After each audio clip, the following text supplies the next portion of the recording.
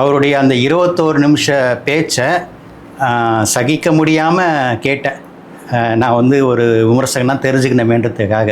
அங்கே கை தட்டுறவங்க கத்துறவங்கெல்லாம் வந்து விசில் அடிச்சான் குஞ்சுகள். முக்கியமாக அவர் சொன்ன ஒரு பொய் என்னென்னா, அந்த கரூர் ஸ்டாம்பீட் நடக்கிறதுக்கு முன்னாடி என்ன கரூர் மாவட்ட போலீஸார் வந்து எச்சரிக்கை பண்ணியிருந்தாங்கனாக்கா, நீங்கள் அங்கே போகாதீங்க, பேசாதீங்க, நிலைமை சரியில்லை, ஓவர் க்ரௌடாக இருக்குது, நெரிசலாக இருக்குது அப்படின்னு என்னை எச்சரிக்கை பண்ணியிருந்தாங்கனாக்கா நான் வந்து வந்திருக்க மாட்டேன் அப்படின்னு ஒரு பொய்யை சொல்லியிருக்கிறாரு. அந்த சம்பவம் நடந்த அன்னைக்கு அந்த மாவட்டத்தினுடைய டிஎஸ்பி, ரூரல் டிஎஸ்பி இவரை எச்சரிக்கை பண்ணி இருக்கிறாரு. ஒரு முதலமைச்சராக இருந்துக்கிட்டு ஒரு போலீஸ் டிபார்ட்மெண்ட்டை வந்து இப்படி தரம் தாழ்த்தி பேசுறதுங்கிறது வந்து இதுக்கு முன்னாடி எந்த முதலமைச்சரும் அப்படி பேசியிருக்க மாட்டாங்க. பப்ளிக் மீட்டிங்கில் வந்து இந்த மாதிரி பேசுகிறாரு, இது ஒரு சிஎம்க்கு அழகா அப்படின்னு அந்த போலீஸ்காரர் என்கிட்ட கேட்டார். அந்த சம்பவத்தில் விஜயும், புசி ஆனந்தும், மாதவர்ஜனாவும் தான் குற்றவாளிகள்ன்ற விஷயம் வெளியாகும். ஆனால் அந்த சிபிஐ விசாரணை நேர்மையான முறையில் நடக்குமான்னு தெரியாது. செய்யுங்க அப்படி இதெல்லாம் ஒரு முதலமைச்சர் பேசக்கூடிய வார்த்தையே இல்லை.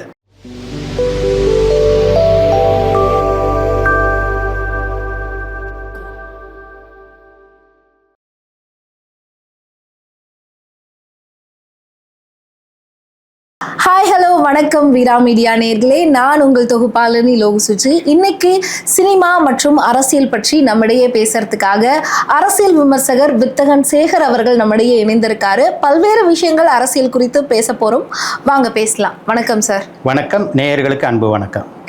முதல் விஷயம், கரூர் சம்பவம் அப்படிங்கிறது. அந்த கரூர் சம்பவத்தை அப்படியே தொடர்ந்து சமீபத்தில் அந்த பிரச்சனை அப்படியே திரும்பியும் மீண்டு எழுந்திருக்கு, திரும்பியும் அதற்கான பேச்செல்லாம் ஆரம்பிச்சிருக்கு அப்படின்னு சொல்லலாம். நேற்று விஜய் அவர்களுடைய அந்த கரூர் விசிட்டுக்கு பிறகு, ஸோ இந்த கரூர் சம்பவத்துக்கு பிறகு விஜய் அவர்கள் நேற்று போயிருக்காரு. இதை எப்படி பார்க்குறீங்க? குறிப்பாக அவர் அங்கே பேசின விஷயங்கள்லாம் கேட்டிங்களா? அதை பற்றி உங்களுடைய கருத்துக்களை சொல்லுங்கள். அவருடைய அந்த 21 நிமிஷ பேச்சை சகிக்க முடியாமல் கேட்டேன். நான் வந்து ஒரு விமர்சகனாக தெரிஞ்சுக்கணுமேன்றதுக்காக. அந்த அளவுக்கு ஒரு நடுநிலையான மக்களை முகம் சுளிக்க வைப்பதாகத்தான் அவர் பேச்சு ஒவ்வொரு முறையுமே இருக்குது. நேற்றும் அப்படி தான் இருந்தது. என்ன சார், எல்லாம் ஆரவாரமாக கை தட்டுறாங்க, கத்துறாங்க. அங்கே கை தட்டுறவங்க கத்துறவங்கெல்லாம் வந்து விசில் அடிச்சான் குஞ்சுகள், அவருடைய ரசிகர்கள். அவங்களாம் வந்து பொதுமக்கள் கிடையாது. பேச்சிலையும் நிறைய பொய்களை அள்ளி இறைச்சிருக்கிறார். முக்கியமாக அவர் சொன்ன ஒரு பொய் என்னென்னா, அந்த கரூர் ஸ்டாம்பீட் நடக்கிறதுக்கு முன்னாடி என்ன கரூர் மாவட்ட போலீஸார் வந்து எச்சரிக்கை பண்ணியிருந்தாங்கனாக்கா, நீங்கள் அங்கே போகாதீங்க, பேசாதீங்க, நிலைமை சரியில்லை, ஓவர் க்ரௌடாக இருக்குது, நெரிசலாக இருக்குது அப்படின்னு என்னை எச்சரிக்கை பண்ணியிருந்தாங்கனாக்கா நான் வந்து வந்திருக்க மாட்டேன் அப்படின்னு ஒரு பொய்யை சொல்லியிருக்கிறாரு. அந்த சம்பவம் நடந்த அன்னைக்கு அந்த மாவட்டத்தினுடைய டிஎஸ்பி, ரூரல் டிஎஸ்பி இவரை எச்சரிக்கை பண்ணி இருக்கிறாரு. விஜய்கிட்டையும் புசி ஆனந்த்கிட்டையும் எச்சரிக்கை பண்ணியிருக்காரு. நிலைமை சரியில்லை, ரொம்ப ஓவர் க்ரௌடாக இருக்குது, அங்கே இங்கே இருந்தபடியே நீங்கள் பேசிடுங்க, வேனுக்கு மேலே நின்று இங்கே இருந்தபடியே பேசிடுங்க, இதை தாண்டி போனீங்கனாக்கா ஏதாவது நிலைமை விபரீதமாகும்ன்ட்டு சொல்லியிருக்கிறாரு. இது அந்த காலகட்டத்திலேயே போலீஸார் வெளிப்படுத்தியிருக்கிறாங்க. ஆனால் வந்து போலீஸ் என்னை எச்சரிக்கை பண்ணலை, என்னை வந்து நம்ப வச்சு கழுத்தறுத்துட்டாங்கன்ற மாதிரியான ஒரு பேச்சு தான் பேசியிருக்கிறார். இது வந்து ஒரு முதலமைச்சராக இருந்துக்கிட்டு ஒரு போலீஸ் டிபார்ட்மெண்ட்டை வந்து இப்படி தரம் தாழ்த்தி பேசுகிறதுங்கிறது வந்து இதுக்கு முன்னாடி எந்த முதலமைச்சரும் அப்படி பேசியிருக்க மாட்டாங்க. எனக்கு போலீஸ் துறையில் நண்பர்கள் இருக்காங்க. அதில் ஒரு நண்பர் என்கிட்ட சொன்னார் நேற்று நைட்டு, சார் எங்களுக்கெல்லாம் வந்து சங்கம் கிடையாது, இதுவே இந்த சிஎம் வந்து ஒரு ஐபிஎஸ் ஆஃபீஸர் மேலே இது போல் ஒரு அலிகேஷன் வச்சிட முடியுமா? ஏன்னா ஐபிஎஸ் ஆஃபீஸர்ஸுக்கு அசோசியேஷன் இருக்குது. அந்த அசோசியேஷன் மூலமாக வந்து கண்டனங்கள்லாம் வந்து பெருசாக வரும். ஏன்னா ஐபிஎஸ்ன்றது இந்தியன் போலீஸ் சர்வீஸ், இந்திய அளவில் அவங்களுடைய இது இருக்குது. அவங்களுக்குலாம் வந்து ஹெட்டு வந்து சென்ட்ரல் கவர்மெண்ட்டு தான் ஆக்சுவலாக. ஸோ ஐபிஎஸ் ஆஃபீஸர்ஸ் மேலே வந்து அலிகேஷன் சொல்கிறதுக்கு மட்டும் பயப்படுவாங்க. எங்களை மாதிரி சாதாரண போலீஸ் வந்து இவ்வளோ ஈஸியாக பழி தூக்கிட்டு போட்டு போகிறாங்க. எங்களால் வந்து ஓப்பனாக, எங்களுக்கு யூனியன் கிடையாது, யூனியன் வச்சுக்கிறதுக்கு எங்களுக்கு அனுமதியும் கிடையாது. ஸோ எங்களால் ஓப்பனாக வெளியில் வந்துட்டு நான் அந்த கரூர் போலீஸை கூட சொல்கிறேன், ஓப்பனாக ப்ரெஸ் மீட்டை கூப்பிட்டு நாங்கள் வந்து அன்றைக்கி இதான் நடந்தது, நாங்கள் இது போல் எச்சரிக்கை பண்ணோம் இவருக்கு, அதை ஏற்றுக்கல அப்படின்னு அவங்களால சொல்ல முடியுமா? சொல்ல முடியாது. ஸோ தங்களை டிஃபெண்ட் பண்ணிக்கவே முடியாத ஒரு தரப்பை ஒரு பப்ளிக் மீட்டிங்கில் வந்து இந்த மாதிரி பேசுகிறாரு, இது ஒரு சிஎம்க்கு அழகா அப்படின்னு அந்த போலீஸ்காரர் என்கிட்ட கேட்டார். ஸோ இப்போ இவங்க டிஃபெண்ட் பண்ண முடியாது நீங்கள் சொல்கிறீங்க, அதே மாதிரி நீங்கள் எடுத்தோடனே ஒரு விஷயம் சொன்னீங்க, விஜய் அவர்கள் பொய் சொல்கிறாரு அப்படின்னு சொல்லிட்டு. இப்போது அதையே வந்து நம்ம இப்போ போலீஸ் டிபார்ட்மெண்ட், நான் சொல்லலை அந்த விஷயத்த, நீங்கள் அப்படி சொன்னதுனால நான் இப்படி கேட்குறேன், போலீஸ் டிபார்ட்மெண்ட் அவங்கள தற்காத்துக்கிறதுக்காக நாங்கள் முன்னாடியே சொன்னோம் இப்படி நடந்துச்சு அப்படின்னு அவங்களும் அவங்க சைட்லேருந்து பொய் சொல்லியிருக்கலாம் இல்லையா? நீங்கள் எப்படி தமிழ்நாட்டுடைய முதலமைச்சர் தான் பொய் சொல்கிறாரு அப்படின்னு நீங்கள் எப்படி டிசைட் பண்ணுவீங்க? அங்கே என்ன நடந்துச்சுன்னு நமக்கு தெரியாது, இவங்களும் இவங்க சைட்ல இருந்து மாத்தி பேசுறாங்க இல்லையா? அங்க ஏகப்பட்ட சிசிடிவி கேமராஸ் இருந்திருக்கு. ஸோ அந்த டிஎஸ்பி இவங்க கிட்ட வந்து இது போல் வந்து எச்சரிக்கை பண்ணது, தடுத்ததை வந்து நிச்சயமாக அந்த சிசிடிவி கேமராஸில் பதிவாகி இருக்கும். வெளியில் இருக்கிற சிசிடிவி கேமராஸ் மட்டும் இல்லை, இவருடைய வேனுக்கு வெளியிலேயே கூட சிசிடிவி கேமராஸ் இருந்தது. இது தவிர வந்து மூவிங்கில் வந்து அந்த இந்த கேமரா ஹெலிகேம் அதுவும் இருந்தது. ஸோ இது எல்லாத்தையும் வந்து அந்த கரூர் ஸ்டாம்பேட் பற்றி விசாரிக்கிற சிபிஐ அரசியல் தலையீடுகள் இல்லாமல் நேர்மையான முறையில் விசாரணை பண்ணினா அந்த சம்பவத்தில் விஜயும் புசி ஆனந்தும் மாதவர்ஜனாவும் தான் குற்றவாளிகள்ன்ற விஷயம் வெளியாகும். ஆனால் அந்த சிபிஐ விசாரணை நேர்மையான முறையில் நடக்குமான்னு தெரியாது. ஏன்னா வந்து பிஜேபியுடைய கண்ட்ரோலில் தான் சிபிஐ இருக்குது.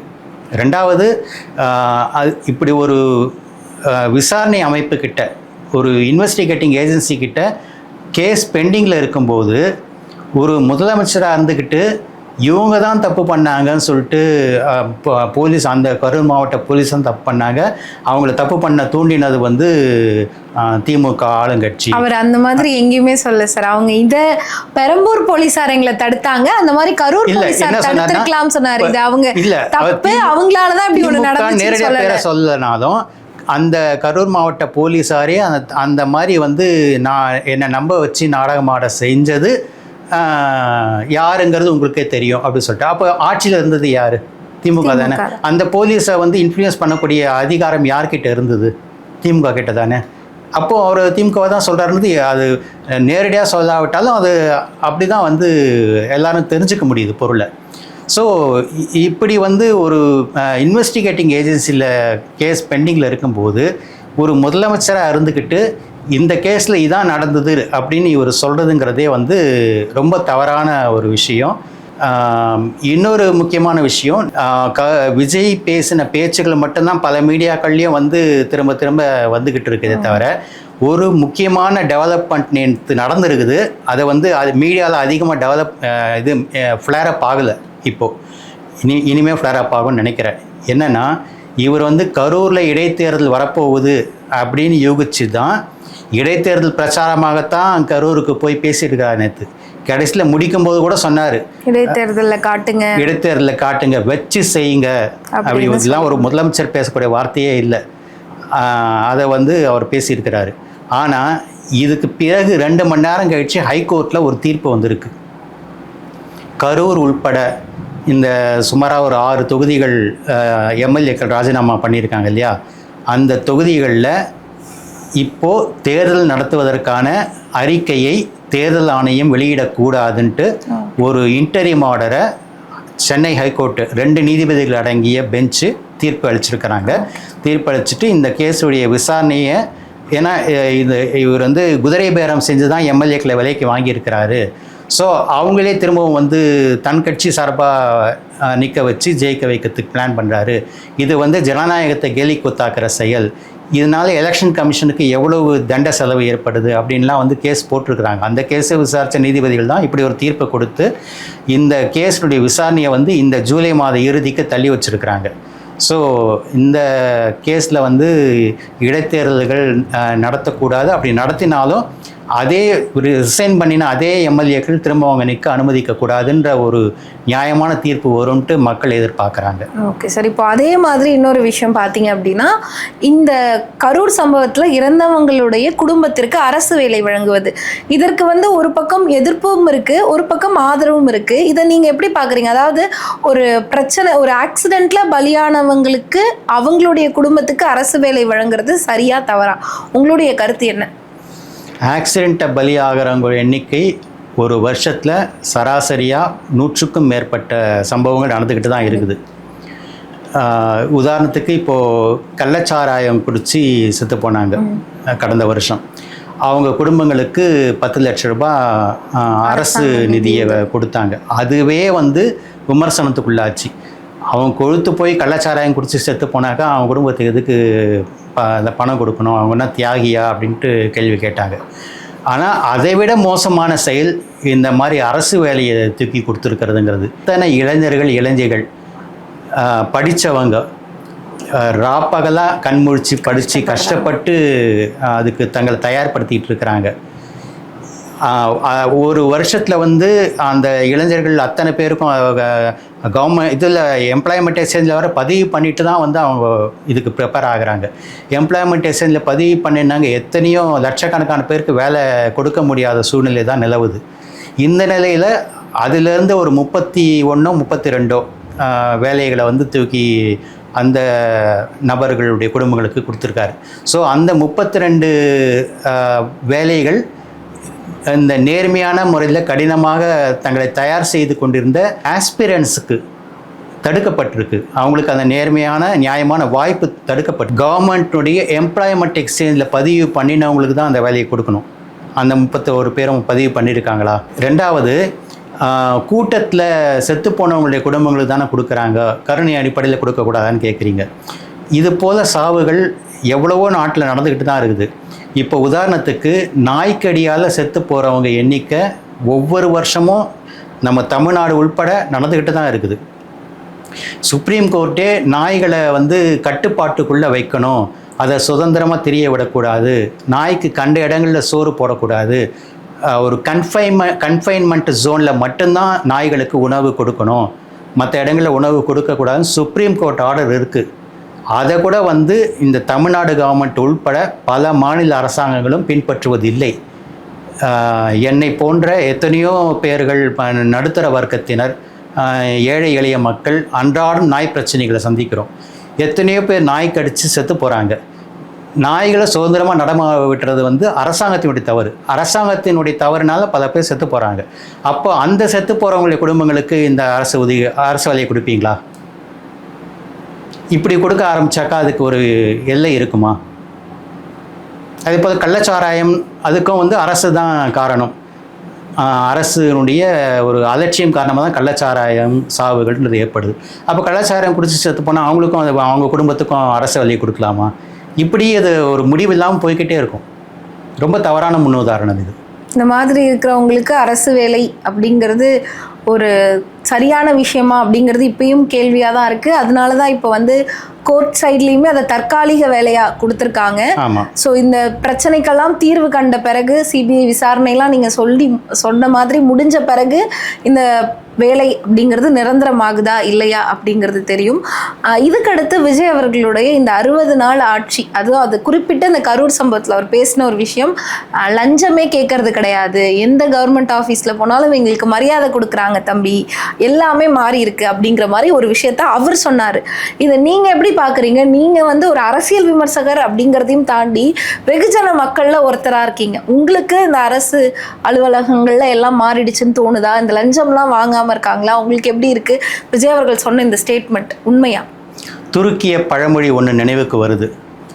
கோமாளி அரண்மனைக்கு போய்விட்டால் அவன் ராஜாவாகி விடுவதில்லை, மாறாக அந்த அரண்மனை தான் கோமாளிகளின் கூடாரமாகி விடுகிறது அப்படிங்கிற பழமொழி தான் எனக்கு இந்த இடத்துல நினைவுக்கு வருது.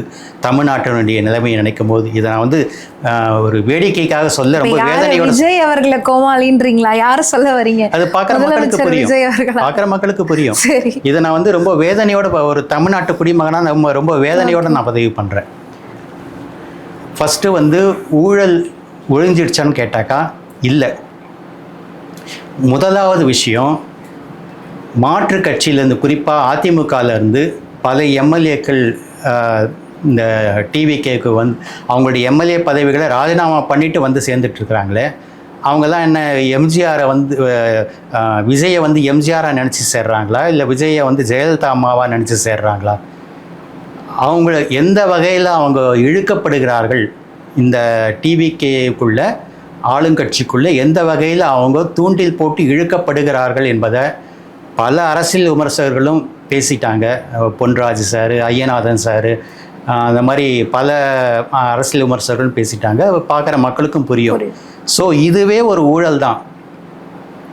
சமீபத்தில் நான் பழக்கருப்பையா சாரை சந்தித்தேன். அப்போது அவர் நட்பு ரீதியாக பேசிகிட்டு இருக்கும்போது சொன்னார், இந்த ஆட்சியில் வந்து இது வரைக்கும் ஊழல் இல்லை அப்படிங்கிறது ஒன்று தான் வந்து ஆறுதலாக இருக்குது, இது அப்படியே தொடரணும் அப்படின்னு சொன்னார். நான் அவர்கிட்ட இந்த கேள்வி தான் கேட்டேன், சார் அலுவலகங்களில் வாங்கினா மட்டும்தான் ஊழலா, ஒரு எம்எல்ஏ விலை கொடுத்து வாங்கினா அது ஊழல் இல்லையா அப்படின்னு நான் கேட்டேன். ஸோ ஊழலுங்கிறது நடந்துக்கிட்டு தான் இருக்குது, மிக மேல்மட்டத்திலேயே நடந்துக்கிட்டு இருக்கு. ஓகே. இது தவிர போன மாதமே ஆரம்பிச்சிடுச்சு லஞ்சம் கேட்குறதுங்கிறது. செங்கல் சூளையில் அது அந்த எந்த ஊருங்கிறது எனக்கு மறந்து போச்சு. செங்கல் சூளையில் தாவேகா நிர்வாகி போய் அந்த சூளை அதிபர்கிட்ட எங்களுக்கு மாமூல் கொடு அப்படின்னு கேட்டிருக்காரு.